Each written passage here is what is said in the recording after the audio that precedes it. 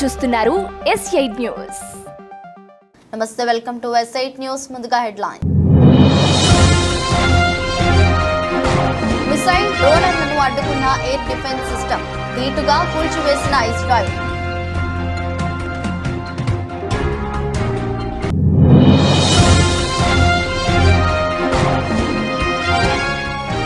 రాహుల్ గాంధీ హెలికాప్టర్ను తనిఖీ చేసిన అధికారులు, సహకరించిన రాహుల్.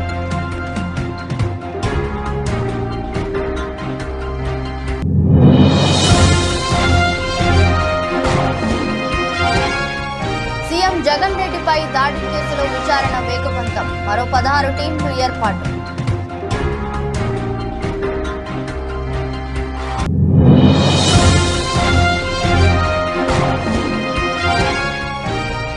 సీఎం జగన్ బస్సు యాత్ర పునః ప్రారంభం, గుడివాడ వద్ద బహిరంగ సభ.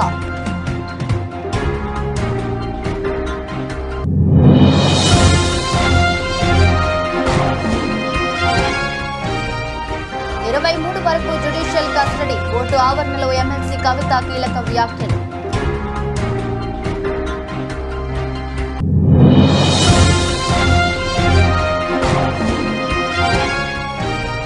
బీజేపీ కార్యాలయంలో కిషన్ రెడ్డి రైతు దీక్ష, పెద్ద సంఖ్యలో పాల్గొన్న బీజేపీ శ్రేణులు.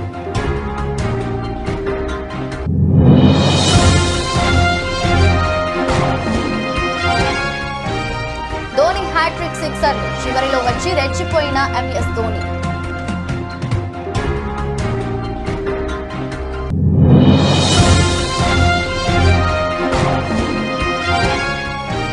వారణాసిలో కృతి సనన్, రణ్వీర్ సింగ్ సందడి, ట్రెండింగ్ లో విజువల్స్.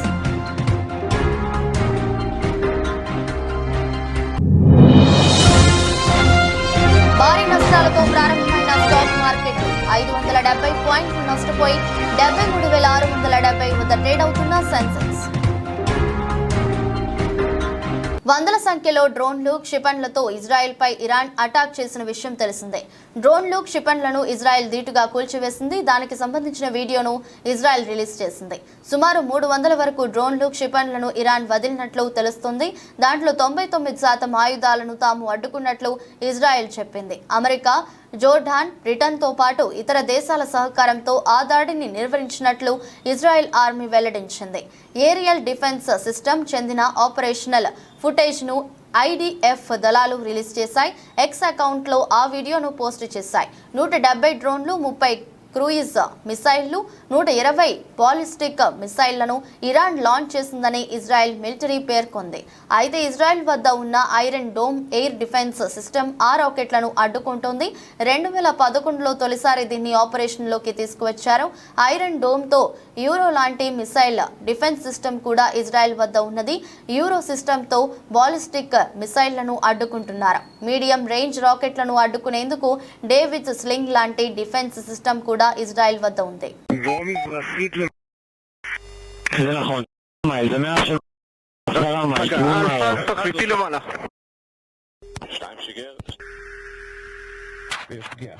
יש פגיעה משתיים, המטרה הופלה.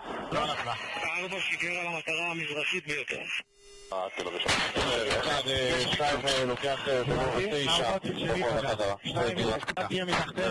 కాంగ్రెస్ అగ్రనేత ఎంపీ రాహుల్ గాంధీ చెందిన హెలికాప్టర్ ను ఎన్నికల సంఘం అధికారులు తనిఖీ చేశారు. తమిళనాడు నీలగిరి జిల్లాలో రాహుల్ కోసం వచ్చిన హెలికాప్టర్ ను క్షుణ్ణంగా పరిశీలించారు.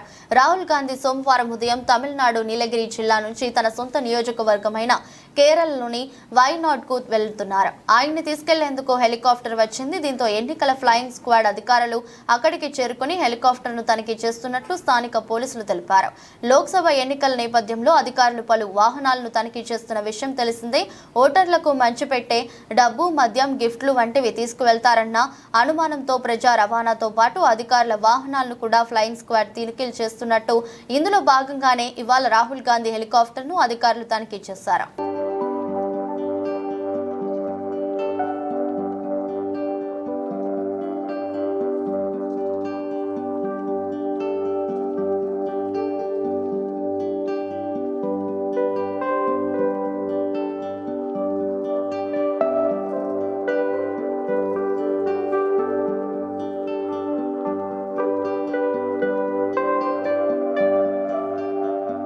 మేమంతా సిద్ధం పేరుతో సీఎం జగన్మోహన్ రెడ్డి చేపట్టిన బస్సు యాత్రలో భాగంగా శనివారం విజయవాడలో గుర్తులేని వ్యక్తి జగన్ పై రాయి దాడికి పాల్పడిన విషయం తెలిసిందే. ఈ కేసు విచారణను బెజవాడ పోలీసులు వేగవంతం చేశారు. ఇప్పటికే 6 టీంలను ఏర్పాటు చేసి వివిధ కోణాల్లో విచారణ చేస్తున్నారు. తాజాగా మరో 16 టీంలను ఏర్పాటు చేసిన పోలీసులు కేసుకు సంబంధించి వివిధ కోణాల్లో విచారణ చేస్తున్నారు.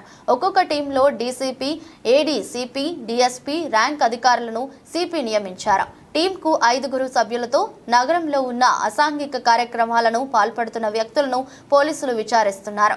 ఇప్పటికే ఈ కేసులో అనుమానితులుగా ఉన్న 4 వ్యక్తులను లోతుగా విచారించిన పోలీసులు ఈ వ్యక్తిపై పూర్తిగా అనుమానంతో అతనిని తమదైన శైలిలో విచారిస్తున్నారు. ఈ కేసును డీజీపీ, ఇంటెలిజెన్స్ వర్గాల పర్యవేక్షణలో పోలీసులు విచారణ చేస్తున్నారు. మరోవైపు రాయి దాడి ఘటన తరువాత విజయవాడ ఆసుపత్రిలో చికిత్స పొందిన జగన్మోహన్ రెడ్డి ఆదివారం విశ్రాంతి తీసుకున్నారు. సోమవారం మేమంతా సిద్ధం బస్సు యాత్రను పునఃప్రారంభించారు. కేసరపల్లి దగ్గర నుంచి ఉదయం 9 గంటలకు బస్సు యాత్ర ప్రారంభమైంది. గన్నవరం, గుడివాడ నియోజకవర్గాల్లోని పలు ప్రాంతాల మీదుగా బస్సు యాత్ర సాగనుంది. పలు ప్రాంతాల్లో ఏర్పాటు చేసిన సభల్లో జగన్ పాల్గొని ప్రసంగిస్తారు. రాత్రి 8 గంటల సమయానికి కృష్ణా జిల్లా హనుమాన్ జంక్షన్ నుండి ఏలూరు జిల్లాలోకి బస్సు యాత్ర ప్రవేశిస్తుంది. రాత్రి నారాయణపురంలో జగన్ బస చేస్తున్నారు.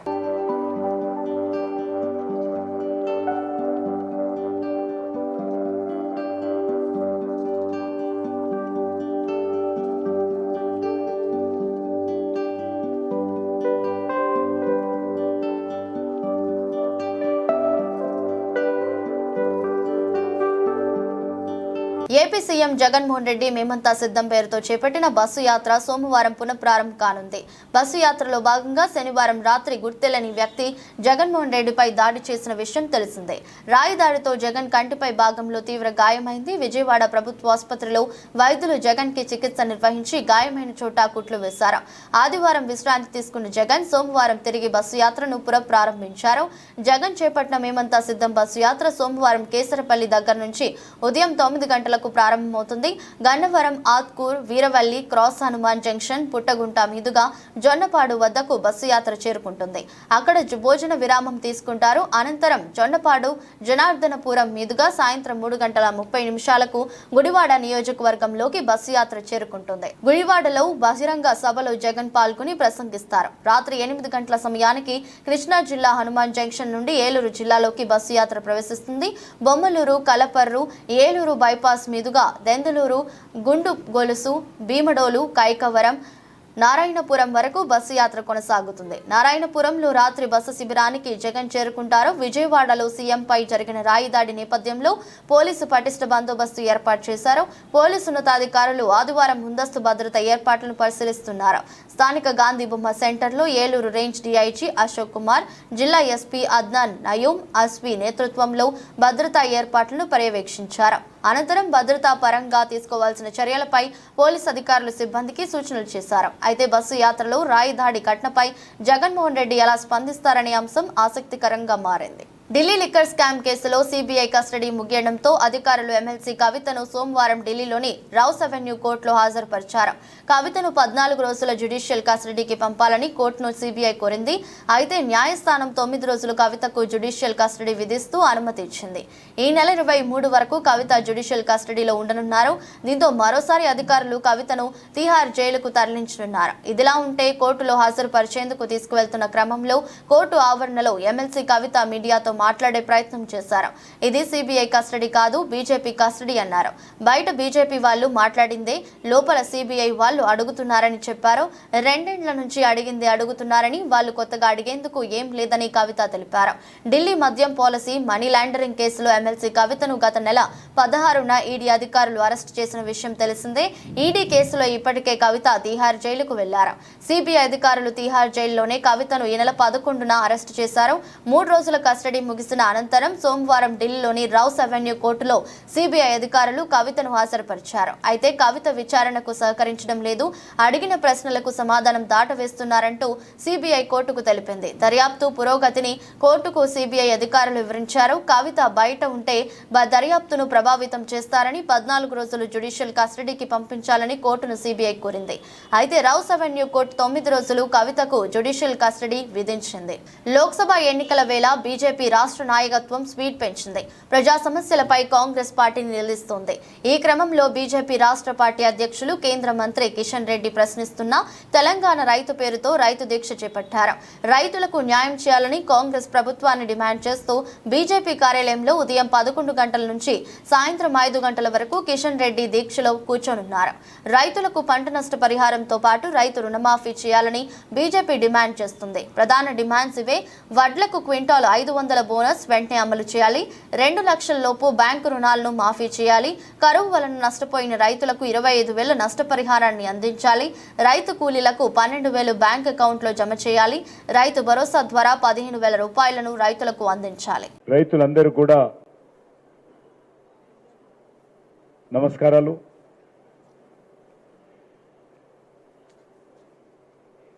టిఆర్ఎస్ ప్రభుత్వం అధికారంలో ఉన్నన్ని రోజులు ఈ రాష్ట్రంలో అనేక రకాలుగా రైతులకు అన్యాయం జరగడం జరిగింది.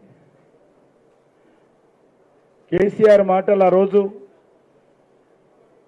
మరి కోటలు దాటేది తప్ప పనులు ఫామ్ హౌస్ దాటేది కాదు. ఆ రోజు అనేక రకాలుగా రైతుల రుణమాఫీ చేస్తామని చెప్పాడు. మేము రైతులకు ప్రతి ఒక్క అసెంబ్లీ నియోజకవర్గానికి 1,00,000 ఎకరాల సాగు చేస్తామని చెప్పాడు.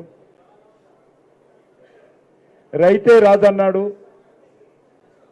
మరి ఈరోజు పూర్తిగా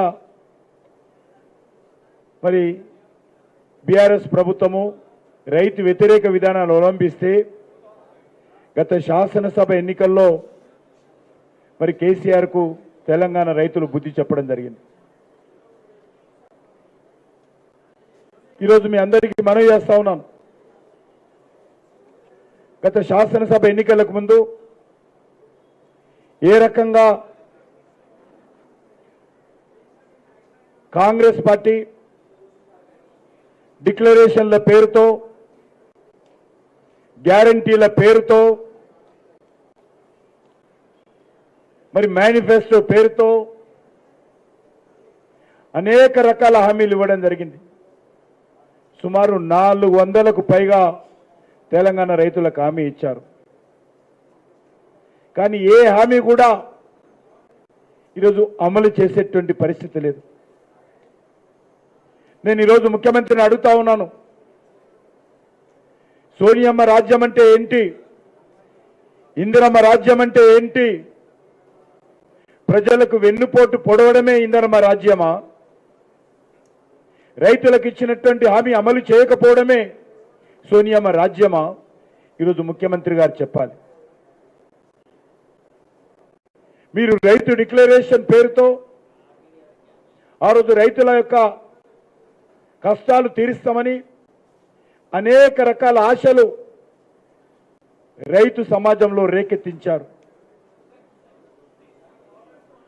మీరు గ్యారంటీల పేరుతో ఇచ్చినటువంటి హామీలు ఏవైతున్నాయో 100 రోజుల్లోనే ఆ యొక్క గ్యారంటీలు అమలు చేస్తామని ఆ రోజు కాంగ్రెస్ పార్టీ నాయకులు సోనియా గాంధీ గారు, రేవంత్ రెడ్డి గారు, రాహుల్ గాంధీ గారు, ప్రియాంక గాంధీ గారు, మల్లికార్జున ఖర్గే గారు తెలంగాణలో అనేక ప్రాంతాల్లో చెప్పడం జరిగింది.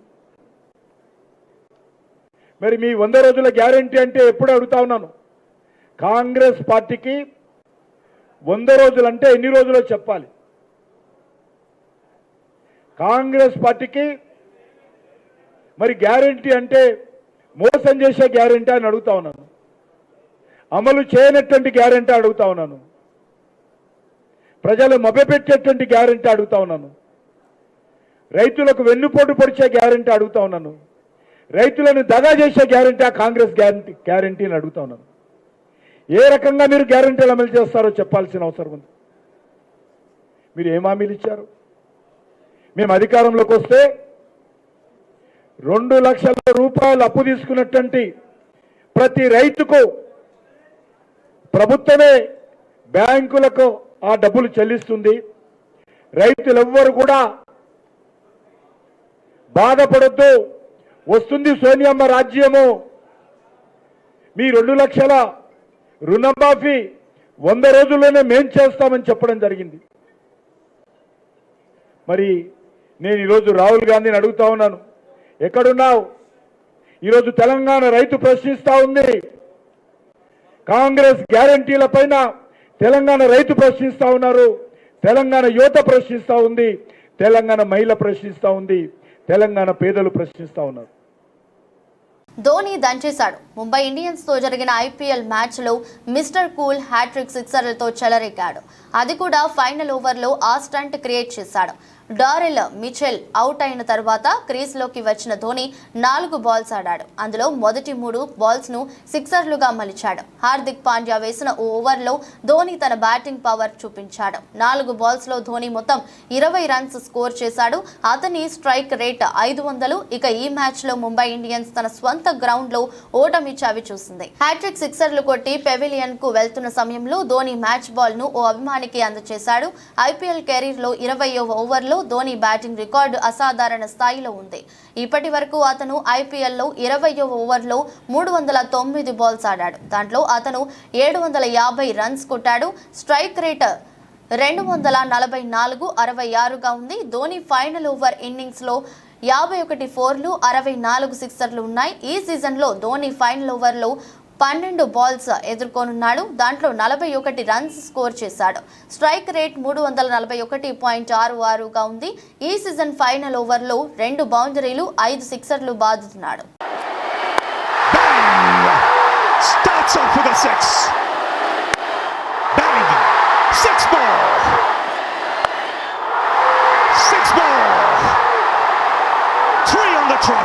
విలక్షణ నటనతో ఎంటర్టైన్ చేసే అతి కొద్ది మంది బాలీవుడ్ యాక్టర్లలో ఒకడు రణ్వీర్ సింగ్. అందం, అభినయం, స్టన్నింగ్ యాక్టివ్ తో ఇంప్రెస్ చేసే టాలెంట్ ఉన్న బ్యూటీ కృతి సనన్. ఈ భామ గురించి తెలుగు ప్రేక్షకులకు పెద్దగా ఇంట్రడక్షన్ అవసరం లేదు. ఈ ఇద్దరు యాక్టర్లు ఒక చోట సందడి చేస్తే ఎలా ఉంటుంది? Ranveer, Kriti Sanon popular designer Manish Malhotra fashion షోలో Banarasi sari a tapestry of Indian culture and crafts man theme ను ప్రారంభించే కస్ట్యూమ్స్ లో ర్యాంప్ వాక్ చేసి ఔరా అనిపించారు. అనంతరం రణ్వీర్ సింగ్, కృతి సనన్ ప్రఖ్యాత పుణ్యక్షేత్రం వారణాసిలోని కాశీ విశ్వనాథ ఆలయాన్ని సందర్శించారు. రణ్వీర్ సింగ్, కృతి సనన్ వారణాసి సందర్శనకు సంబంధించిన ఫోటోలు, వీడియోలు నెట్టింట వైరల్ గా మారాయి. దేశీయ స్టాక్ మార్కెట్ సూచీలు ఇవాళ భారీ నష్టాలతో ప్రారంభమయ్యాయి. అంతర్జాతీయ మార్కెట్లలోని ప్రతికూల సంకేతాలు భారత మార్కెట్లను ప్రభావితం చేస్తున్నాయి.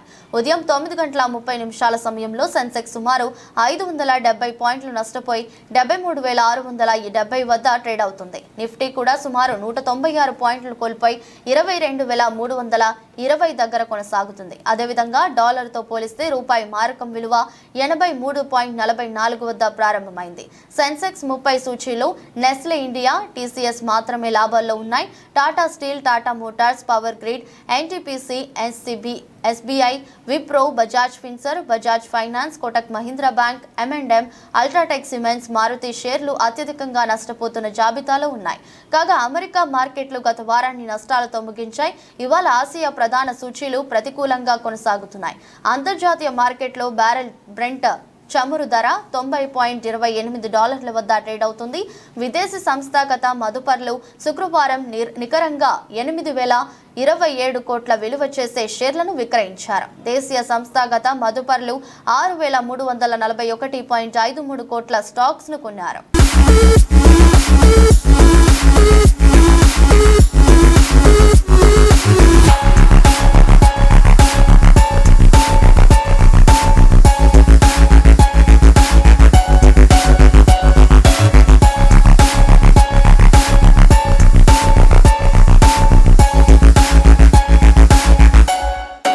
పట్నంలో ఆర్టీసీ కాంప్లెక్స్ సమీపంలో ఎంపీ సత్యవతి పార్టీ కార్యాలయంలో అనకాపల్లి వైఎస్ఆర్సీపీ ఎంపీ అభ్యర్థి బూడి ముత్యాల నాయుడు కార్యక్రమంలో ప్రారంభించారు. ఈ ప్రారంభోత్సవ కార్యక్రమానికి ముఖ్య అతిథిగా విచ్చేసిన ఉత్తరాంధ్ర జిల్లాల కోఆర్డినేటర్ రాజ్యసభ సభ్యులు వైవి సుబ్బారెడ్డి విచ్చేసి పార్టీ కార్యాలయం ప్రారంభోత్సవం రిబ్బన్ కట్ చేశారు. ఈ సందర్భంగా మీడియా సమావేశం ఏర్పాటు చేసి తదుపరి సుబ్బారెడ్డి మాట్లాడుతూ నిన్న విజయవాడలో బస్సు యాత్రలో ఉన్న ముఖ్యమంత్రిపై జరిగిన దాడిని తీవ్రంగా ఖండిస్తూ త్రుటిలో పెను ప్రమాదం తప్పిందన్నారు. 2019లో కూడా విశాఖలో ఇదే మాదిరి దాడి చేయించారు. ప్రజల నిండు ఆశీస్సులు ఉన్నంత వరకు ఇటువంటి దాడులు ఎన్ని చేసినా జగన్మోహన్ రెడ్డిని ఏమీ చేయలేరు. జగన్మోహన్ రెడ్డికి ప్రజల్లో ఉన్న ఆదరణ చూసి తట్టుకోలేక ప్రతిపక్షాలు కుట్రపూరితంగా ఎటువంటి చర్యలకు పాల్పడుతున్నారన్నారు. దాడి జరిగిన దానికి ప్రాణాల నుంచి బయటపడ్డారు. అదే దాడి జరిగిన ప్రాంతం, దాడి జరిగిన ఇది చూస్తే ఒక్క హాఫ్ ఇంచి కిందకు వచ్చుంటే ముఖ్యమంత్రి గారి కళ్ళు ఎంత గాయమయ్యేది, అది కళ్ళుతో పోయేదా లేకపోతే ప్రాణాలు కూడా కుక్కుంటేదా అనేది పూర్తి స్థాయిలో మనకే అర్థం కాక మేము ఆలోచన బాధలో ఉంటే దాడి జరిగిన గంటల్లోనే స్క్రిప్ట్ రెడీ చేసుకొని దీన్ని కూడా కృత్రిమంగా తయారు చేసి దాడి చేయించుకున్నారు, ఆర్టిఫిషియల్గా తయారు చేసి దాడి చేయించుకున్నారని ఒక పార్టీ, ప్రతిపక్ష పార్టీ మాట్లాడుతుందంటే దీని వెనక ఎవరున్నారు ఈ దాడి? అనకాపల్లి పార్లమెంట్ కార్యాలయం ప్రారంభోత్సవానికి విచ్చేసినటువంటి పెద్దలు, తండ్రి సమానమైనటువంటి రాజ్యసభ సభ్యులు వైవి సుబ్బారెడ్డి గారిని, ఇక్కడికి విచ్చేసినటువంటి వైఎస్ఆర్ కాంగ్రెస్ పార్టీ పెద్దలకు, నాయకులకు, మీడియా సోదరులకు అందరికీ ధన్యవాదాలు తెలుపుకుంటూ ఈరోజు గూడు ముత్యాలనాయుడు గారిని ఎంపీ అభ్యర్థిగా జగన్మోహన్ రెడ్డి గారు ప్రకటించినప్పటి నుంచి చాలా ఉత్సాహంగా అనకాపల్లిలో నాయకులు. దక్షిణ నియోజకవర్గం అంటే ఈ ప్రాంతానికి ఎంతో విశిష్టత ఉంది. ఇది మత్స్యకారుల అడ్డా తెలుసుకో పవన్ కళ్యాణ్ అంటూ జనసేనానిపై దక్షిణం నియోజకవర్గ అభ్యర్థి వైసీపీ వాసుపల్లి గణేష్ కుమార్ ధ్వజమెత్తారు. RTC complex Sri Polamamba super ship mart ను ఉదయం వాసుపల్లి గణేష్ కుమార్ సందర్శించి వర్తకులతో కలిసి వ్యాపారం చేశారు. అలాగే తోటి మత్స్యకారుల వ్యాపారులను వరుస పెట్టి పిలుస్తూ అక్కడికి వచ్చిన ప్రజలను ఆకట్టుకున్నారు. అక్కడి ఉన్న ప్రతి చేప పేర్లు చెప్తూ అబ్బురపరిచారు. అనంతరం ఆయన మీడియాతో మాట్లాడుతూ దక్షిణ నియోజకవర్గంలో గెలిచే పార్టీ రాష్ట్రంలో ప్రభుత్వం ఏర్పాటు చేస్తుందన్న రికార్డు బద్దలు కొట్టింది ఈ వాసుపల్లి అని గుర్తు చేశారు. ఫ్యాన్స్ స్పీడ్ లో కూడా తాను చేసిన సేవలు, మత్స్యకారుడిగా ఆదుకున్న ప్రజలు గెలిపించారన్నారు. నేడు దక్షిణంలో మత్స్యకారుడికి ఇవ్వాల్సిన సీటు ఎక్కడో ఉన్న వ్యక్తిని తీసుకువచ్చి ఇక్కడ మత్స్యకారుడైన మూవీ శ్రీనివాసరావుకి ముంచేసింది నిజం కాదా అని పవన్ కళ్యాణ్ పై విరుచుకుపడ్డారు. ఉప్పల్ ఫిజాదిగూడ అంకుర చిన్న పిల్లల ఆసుపత్రిలో ఉద్రిక్తత చోటు చేసుకుంది.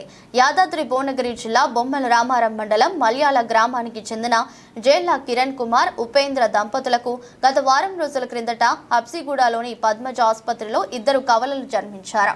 అయితే ఇరువురి ఆరోగ్యాలు బాగాలేకపోవడంతో బోడుప్పల్ ఫిజాదిగూడలోని అంకుర ఆసుపత్రికి తరలించారు. చికిత్స అందిస్తామని చేర్చుకున్నారని, కానీ వారం రోజులుగా ఆసుపత్రిలో ఉన్నప్పటికీ గత 2 రోజుల వ్యవధిలోనే ఒక్కొక్కరిగా ఇద్దరు శిశువులు మృతి చెందడంతో కన్నీరు మున్నీరుగా విలపించారు. ఆసుపత్రి బిల్లులు లక్షల్లో వేస్తుండటంతో ఇప్పటి వరకు సుమారుగా 5 లక్షలు చెల్లిస్తూ వస్తున్నామని, శిశువు మృతదేహాన్ని ఆయన ఇవ్వాలని ప్రాధేయపడినా మరో 1,40,000 చెల్లించాలని డిమాండ్ చేస్తున్నారని చేయడంతో సుమారు 6 గంటలుగా ఆసుపత్రి ముందే పడిగాపులు కాశామని, నిరుపేదలమైన మేము ఇప్పటికే అప్పులు చేసి వైద్య ఖర్చులు చెల్లించామని, కనీసం శిశువు మృతదేహాన్ని అప్పజెప్పకుండా అదనంగా డబ్బులు డిమాండ్ చేయడం వల్ల బాధిత కుటుంబీకులు, బంధువులు చేరుకొని ఆందోళన చేపట్టారు. రికమెండేషన్ చేస్తే 30,000 తగ్గిస్తున్నారు, ఇంకోళ్ళతో ఫోన్ చేస్తే 10,000 తగ్గిస్తారు. మాకు 1,00,000 కడితేనే ఇస్తాం, లేకపోతే లేయం. ఏమంటే మీరు బయట చూసుకొని మేము కంప్లైంట్ ఇస్తాం, పోలీసు వాళ్ళు మీ ఇంటికి వస్తాం, పంపిస్తాం అని బెదిరిస్తున్నాం. ఇప్పటి వరకు మొత్తం 5 లక్షలు కట్టినాం. వచ్చి 10 డేస్ దగ్గర, వారం 1 వీక్. చిన్నపిల్లలుగా చిన్న పుట్టగానే ట్రీట్మెంట్ కోసం ప్రాబ్లం కాదు. ఈరోజు మొన్న ధ్యానానికి కింద మూడో రోజు తర్వాత పాప చనిపోయింది. ఆమెకి 80,000 కట్టాలంటే 40,000 ఎక్స్ప్రెస్ చేసి కట్టేసాం, తీసుకుపోయినాం, మా కార్యం చేసుకున్నాం. ఈరోజు పొద్దున్న బాబు చనిపోయింది తెలిస్తే నిన్నటి వరకు 4 లక్షల చిల్లర కట్టాడు. ఇప్పుడు 1,40,000 కట్టమంటే మా దగ్గర అంత లేదు అంటే 1,16,000 కట్టమంటే మేము 50,000 కంటే ఎక్కువ కట్టమని మేము అన్నాం. అంతేగాని ఇంకా మొన్న దాకా మంచిగా ఉంది అని అన్నారు. ఇప్పుడు ఈ రోజు పొద్దున్న కొంచెం సీరియస్ ఉంది అని చెప్పారు. సీరియస్ ఉంది. మహేంద్ర, తల్లి పేరు మహేంద్ర, కిరణ్ కుమార్ తండ్రి పేరు. మేము కొట్లాడేది ఏంటంటే డబ్బుల కోసం కొట్లాడుతున్నాం. రిక్వెస్ట్ చేస్తానంటే వీళ్ళు పోలీసులు పిలిపిస్తుడు, వాళ్ళు పిలిపిస్తుడు, ఈ పద్ధతి కాదు అని మేము మా బాధ అంతే. మల్కాజ్గిరి పార్లమెంట్ ఎన్నికల్లో స్వతంత్ర అభ్యర్థిగా పోటీ శ్రీ వైష్ణవి ప్రసాద్ పోటీ చేస్తున్న నేపథ్యంలో మేడ్చల్ జిల్లా ఫిర్జాదిగూడ మున్సిపల్ కార్పొరేషన్ ఎం కన్వెన్షన్ మున్సిపల్ కార్పొరేషన్ ఎం కన్వెన్షన్ హాల్లో శ్రీ వైష్ణవి ప్రసాద్ కు మద్దతుగా సంఘీభావన సభ నిర్వహించారు. ఈ సందర్భంగా శ్రీ వైష్ణవి ప్రసాద్ మాట్లాడుతూ నేటి రాజకీయాల్లో సామాన్యులకు పదవులు దక్కడం అందని ద్రాక్షగా మిగిలాయని, ఇప్పటి వరకు గెలిచిన నాయకులు మల్కాజ్గిరి అభివృద్ధిని విస్మరించారని, మల్కాజ్గిరి పరిధిలో మూతబడిన కంపెనీలను తెరిపించి 50% స్థానిక యువకులకు అవకాశం కల్పించే కృషి చేస్తానని తెలిపారు. ఈ కార్యక్రమంలో వివిధ సంఘాల నాయకులు అధిక సంఖ్యలో పాల్గొన్నారు. ఈరోజు మల్కాజ్గిరి పార్లమెంట్ స్వతంత్ర అభ్యర్థిగా పోటీ చేస్తున్న శ్రీ వైష్ణవ్ ప్రసాద్ గారికి సాంఘీభావం తెలియజేస్తూ ఏర్పాటు చేసిన వివిధ సంఘాల పెద్దలు పాల్గొన్న ఈ సమావేశంలో ఎంతో మంది ప్రముఖులు పాల్గొనడం సంతోషంగా ఉంది. ఈరోజు ప్రజాసేవ చేయడానికి ఎంతోమందికి పైకి దగ్గర పెట్టుకోండి, ప్రజాసేవ చేయాలనే ఉత్సాహం చాలామందికి ఉంటుంది. కానీ ఆ అవకాశం కొంతమందికి ప్రజాసేవ చేయండి ప్రతి భగవంతుడు పంపిస్తారు. ఆ నేపథ్యంలోనే శ్రీ వైష్ణవ్ ప్రసాద్ గారు ప్రజలు సేవ చేయడానికి ఒక స్వతంత్ర అభ్యర్థిగా ముందుకొస్తూ ఈరోజు మల్కాజ్గిరి పార్లమెంట్ అభ్యర్థిగా పోటీ చేయడానికి మనం ముందుకొస్తున్న సందర్భంగా వారిని మన వంతు బీజేపీ తరఫున వివిధ సంఘాల పెద్దలు వారిని ఆశ్రయించి సహాయ సహకారాలు అందించి వారిని అత్యధిక మెజారిటీతో గెలిపించుకోవాలని ఈ సందర్భంగా కోరుకుంటూ ఈ అవకాశం ఇచ్చిన ప్రజలందరికీ ధన్యవాదాలు. జేవీ బిల్డర్స్ ఇన్ఫ్రా బాధితులు మేడిపల్లిలో ఆత్మీయ సమ్మేళనం నిర్వహించారు.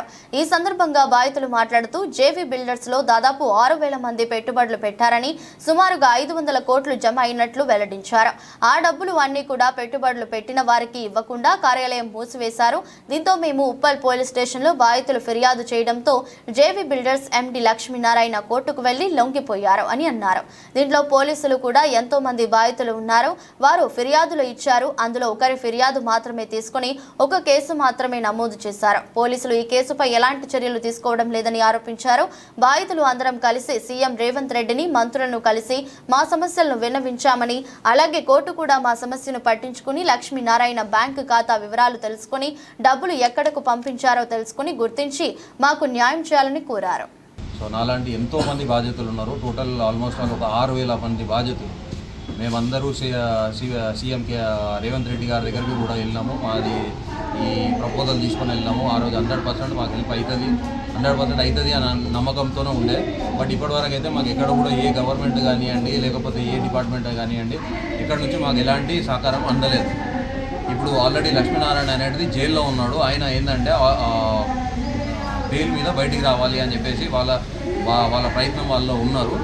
సో ఇక్కడ కేసు ఎలా వచ్చింది అంటే ఓన్లీ ఒక 3 కోట్ల కేసు, ఒక్కటే సింగిల్ ఎఫ్ఐఆర్ మీదనే వాళ్ళ అనుకూలంగా మలుచుకున్నారు. ఇది ఇవాళ ఆల్మోస్ట్ మేము ఇచ్చిన ఎన్నో అప్లికేషన్స్ అనేది ఇక్కడ కూడా ఎఫ్ఐఆర్ ఫైల్స్ కాలేదు. ఓన్లీ సింగిల్ ఎఫ్ఐఆర్, ఆ సింగిల్ ఎఫ్ఐఆర్ మీదనే ఇవాళ డేట్లో కేసు అనేది ఇంతవరకు వచ్చింది. సో 100% మేము 80% కేసులు అనేది మేము ఫైల్ చేస్తాము. దయచేసి పోలీస్ వాళ్ళు కూడా కొంచెం సహకరించి వాళ్ళు మేము ఇచ్చిన దరఖాస్తులు తీసుకొని ఎఫ్ఐఆర్ ఫైల్ చేయవలసిందిగా కోరుతున్నాను. వార్తలు ముగించే ముందు మరోసారి హెడ్లైన్స్. మిసైల్ డ్రోన్లను అడ్డుకున్న ఎయిర్ డిఫెన్స్ సిస్టమ్, ధీటుగా కూల్చివేసిన ఇజ్రాయెల్.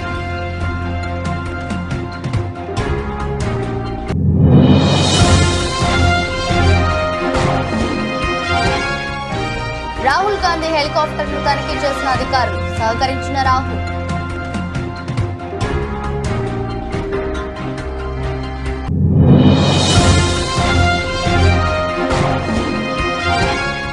సీఎం జగన్ రెడ్డిపై దాడి కేసులో విచారణ వేగవంతం, మరో 16 టీంలు ఏర్పాటు.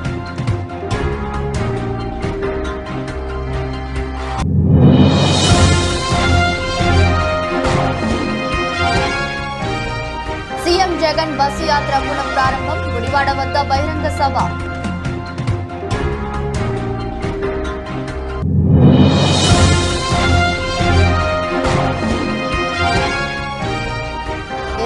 వరకు జ్యుడిషియల్ కస్టడీ, కోర్టు ఆవరణలో ఎమ్మెల్సీ కవిత కీలక వ్యాఖ్యలు.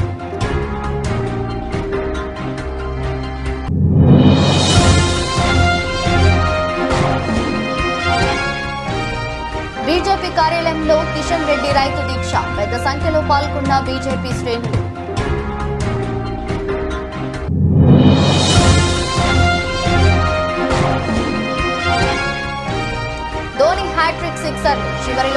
రెచ్చిపోయిన MS ధోని.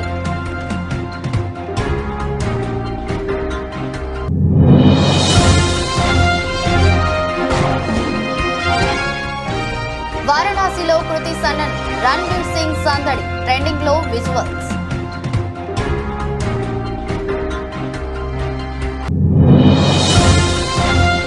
భారీ నష్టాలతో ప్రారంభమైన స్టాక్ మార్కెట్ 570 పాయింట్లు నష్టపోయి 73,670 వద్ద ట్రేడ్ అవుతున్న సెన్సెక్స్. ఇది రోజు బులెటిన్. మరో బులెటిన్లో మళ్ళీ కలుద్దాం. అంతవరకు సెలవు. నమస్కారం.